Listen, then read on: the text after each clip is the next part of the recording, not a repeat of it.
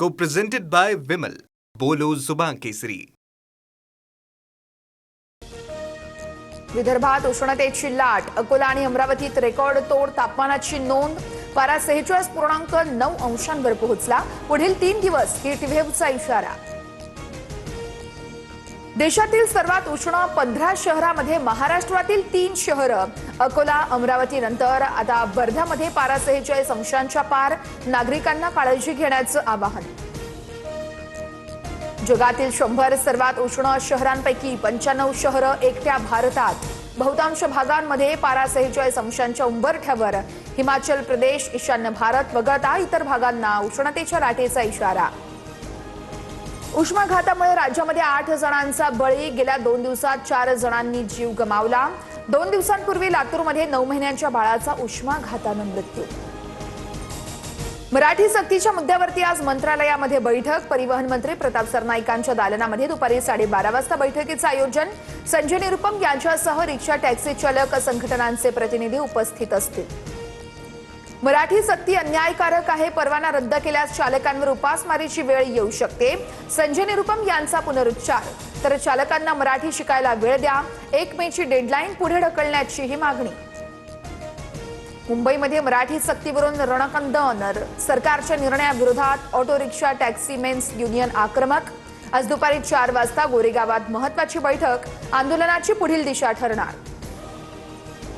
डोंबिवलीमध्ये रिक्षा चालकांच्या संपाविरोधात मनसे आक्रमक. रिक्षांवरती स्टिकर्स लावत मनसेकडून मराठी भाषेचा जोरदार संदेश.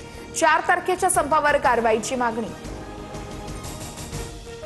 विधान परिषदेवरून उद्धव ठाकरे लवकरच भूमिका मांडतील. संजय राऊतांची माहिती. तर शिंदे महान भाजपचीही मतं फोडू शकतात. राऊतांची टीका.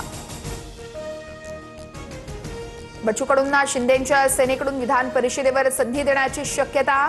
मात्र परिषदेवर येण्यास प्रहार पक्ष विलीन करण्याची सेनेची अट. सूत्रांची माहिती.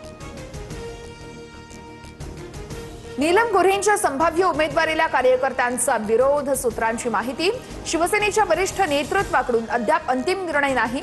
सर्व मतांचा विचार करून निर्णय होणार. सूत्रांची माहिती. राष्ट्रवादी काँग्रेसच्या कोर कमिटीची आज बैठक. विधान परिषदेच्या जागेसंदर्भात निर्णय होणार. एका जागेसाठी अनेक जण इच्छुक. राज्य सरकारच्या पद्म पुरस्कार समितीत सांस्कृतिक मंत्र्यांना स्थानच नाहीये. सरकारकडून समितीच्या स्थापनेचा शासन निर्णय जारी. मंत्री आशिष शेलार यांना पद्म निवडीतून बाहेर ठेवल्यानं चर्चांना उधाण. लव जिहाद रोखण्यासाठी मुख्यमंत्र्यांनी कायदा केलाय. जिहाद प्रकरण रोखण्यासाठी आम्ही शस्त्र देखील चालवू. हिंदू संमेलनात भाजप आमदार महेश लांडगेंचं आक्रमक वक्तव्य.